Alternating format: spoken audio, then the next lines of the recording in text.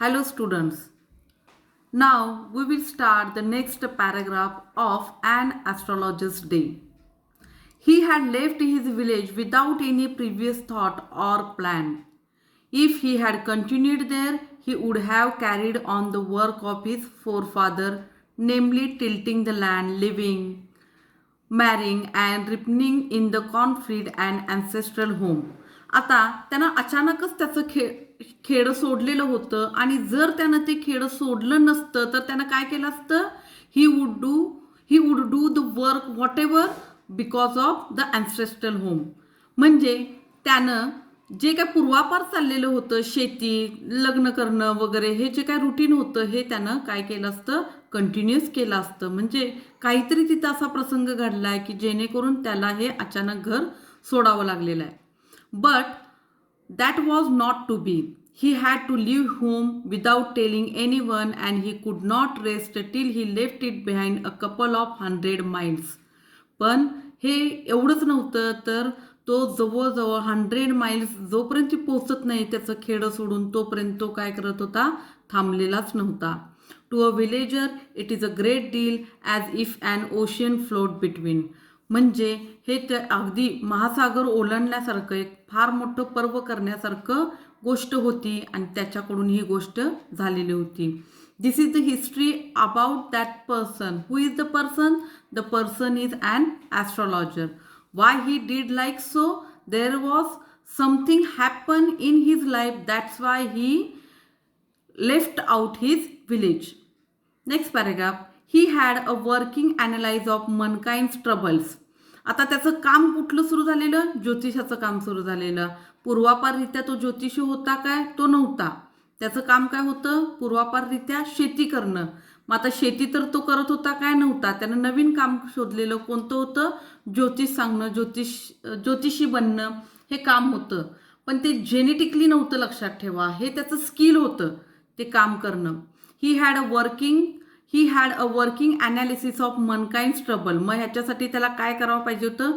मनुष्य जातीचा, मनुष्य स्वभावांचा, मनुष्यांचा फेस रिडिंग त्यांचा अभ्यास करणं फार गरजेचं होतं. लोकांच्या आयुष्यात कोणते कोणते ट्रबल येतात याचा अभ्यास असणं खूप महत्त्वाचं होतं. And which troubles were? Troubles were definitely the marriage, money and the tangles of human ties.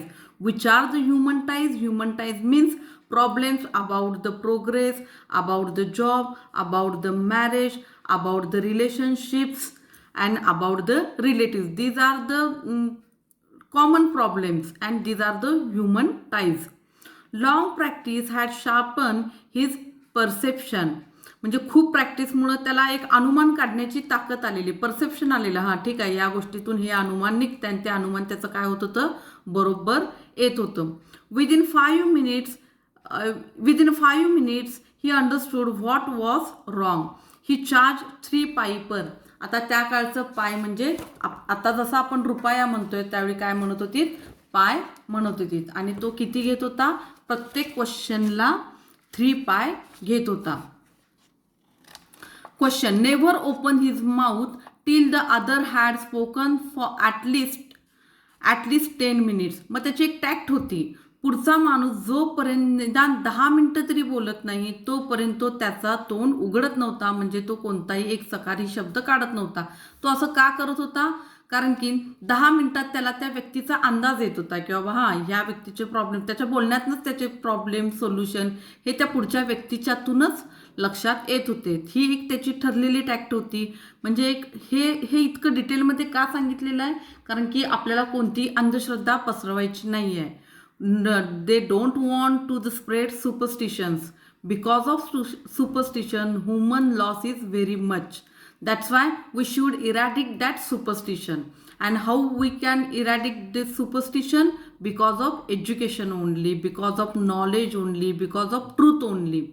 That's why the writer also wants to eradicate the superstition. That's why he is telling details about that an astrologer. And मग तो काय करत होता? 10 मिनिटं तरी पुढच्या व्यक्तीला बोलू देत होता. ही त्याची टॅक्ट होती, लक्षात ठेवा. त्यातून त्याला त्याचं नॉलेज मिळत होतं आणि त्यातनं तो काय करू शकत होता की अनुमान, परसेप्शन करू शकत होता. Which provided him enough stuff for 12 questions and dozen answers and devices. When he told the person before him gazing at his palm, ते त्याला तो काय करायचा होता, हात पुढं कर बाबा, तुझा हात मी पाम बघतो आणि त्यानंतर तळ हातावरच्या रेषांवरून मी सांगतो, हे म्हणण्याच्या आधीच त्याला काय कळत होतं, त्या 10 मिनिटातच त्या व्यक्तीचं नॉलेज येत होतं. मग अशा प्रकारे तो काय करत होता, त्याचं परसेप्शन करत होता. In many ways you are not getting the fullest result for your efforts. मग त्याचं जे ठरलेलं पहिलं वाक्य होतं, तू खूप प्रयत्न करतोयस पण मनासारखं तुला काय मिळत नाहीये. एफर्ट्स मीन्स काय, एफर्ट्स म्हणजे प्रयत्न करणं आणि you are not getting the wanted success. 9 out of 10 were disposed to agree with him. आणि 10 पैकी 9 तरी होय, they were agree. Or he questioned, is there any woman in your family, maybe even a distant relative, who is not well disposed towards you? आणि दुसरा प्रश्न की अशी कुठली स्त्री तुमच्या फॅमिलीमध्ये आहे का जिला तुझी प्रगती नाही बघवलेली.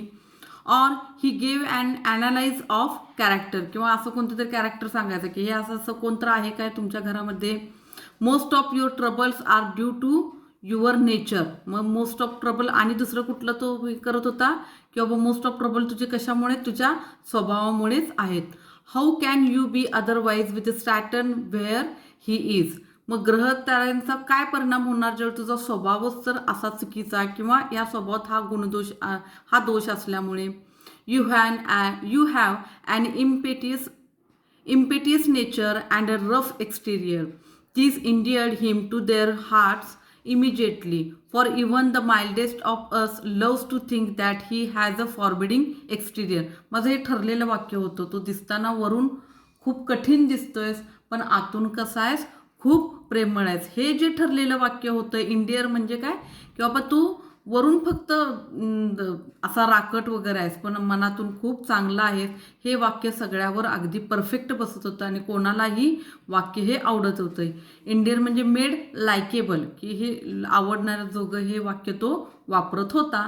आणि फॉरबिडिंग एक्सटिरियर, तुझं अनफ्रेंडली, फॉरबिडिंग म्हणजे अनफ्रेंडली, जरी तू दिसत असशील तर मनातून खूप चांगला आहेस, हे असं ठरलेलं वाक्य असायचं जेणेकरून पुढचा गिराईक हा त्याला अटॅच होत होता आणि त्याला ते चांगलं वाटत होतं. The nurse vendor blew out his flare and rose to go to home. This was the signal for the astrologer to bundle up too, since it left him in darkness except for a little shaft of a green light which strayed in from somewhere and touched the ground before him. मग तो जो काय बाजूचा माणूस होता तो त्याचं ज्योत मशाल, शेंगदाणे विकणारा जो काय माणूस होता त्याची ज्यावेळी मशाल तो विझवत असे ती सिग्नल असायचा, कारण की म्युन्सिपालिटीची तिथं लाईट नव्हती त्यामुळे त्याच्या मशालीच्या उजेडात हा ह्याचं दुकान चालू ठेवत होता. आणि ज्यावेळी तो मशाल विझवत असे त्यावेळी त्याच्यासाठी सिग्नल होता की बाबा ठीक आहे, we have to wind up all this and I have to go to home now. That was the signal for him. He picked up his cowrie shells and paraphernalia and was putting them back into his bag when the green shaft of light was blotted out. मग असं light मंद होत होत एखादा spot पड म्हणजे light जाता जाता तो त्याचं पॅराफोर्निलिया म्हणजे a large number of small articles used in a particular activity or personal professional. त्याचे professional equipments he was taking his a professional equipments, winding up all that material and he was going to leave that place, and that signal was the dim out the light. That was the signal for him. He looked up and saw a man standing before him. He sensed a possible client and said, मग तेवढं तो त्याचं गुंडाळत होता तोपर्यंत त्याला एक माणूस असा दिसला आणि तो माणूस दिसल्यावर त्याला वाटलं बाबा हां जाता जाता हा एक आपल्याला this is the one customer that I can handle it and I can earn the money by going the time. You look so careworn, it will do you good to sit down for a while and chat with me. What he told that person? You look so careworn. Careworn म्हणजे फार तू चिंतातूर दिसतोयस. Worrying, you are looking so much worrying. हे त्याचं face reading होतं. Face रिडिंगवरूनच तो ओळखत होता आणि he told that you are looking careworn, you are looking worrying. Why you are not sitting me and speaking something about you? The other grumble, some reply vaguely. मग तो ग्रंबल जो confuse वगैरे होता तो चिडलेला वगैरे असा होता तो काय म्हटला पटकन घाई गडबडीत. व्हॅग्युली मीन्स नॉट क्लिअरली, पटकन असं पुटपुटला.